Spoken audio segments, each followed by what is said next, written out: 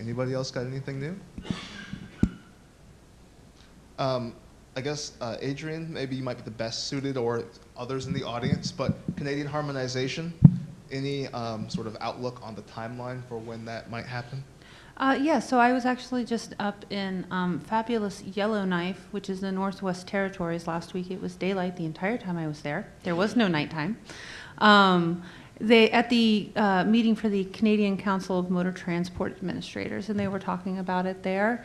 They are currently in the process of finalizing their rule. They're hoping to put it out in their Canadian Gazette, which is the equivalent of the Federal Register up there, later this year, by the end of this year, and then there will be some review and comment period. So I think when they were talking, it sounds like they're about 18 months behind us in terms of getting their rule out. But they are, I mean, one of the things that they did is they slowed their rule down to wait for the FMCSA rule to come out for exactly that purpose, to harmonize as much as possible. And so they studied the FMCSA rule, and I know they're working as much as possible to make it as smooth as possible across the border. But in timeline, they're hoping to have something out later this year, but then there's some additional process that has to go on. And right now it's under review, but it has to go up through various levels of their ministers. And so it's not a done deal yet, but that's their hope, is that by the end of the year it's out. Any addition? Well, I was just going to add with that as well.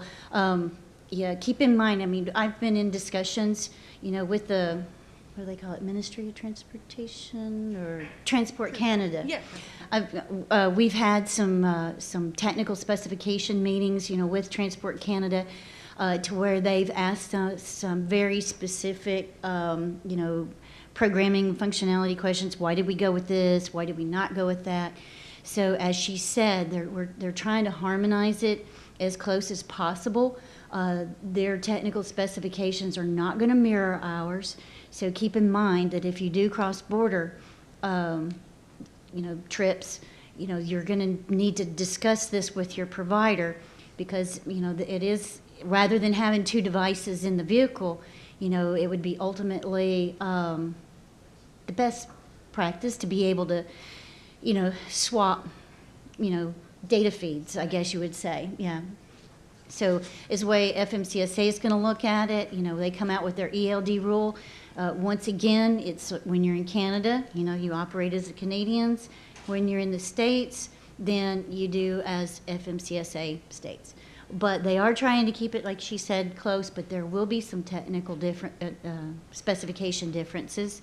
So if you do have, trips to Canada, you'll want to discuss that with your provider.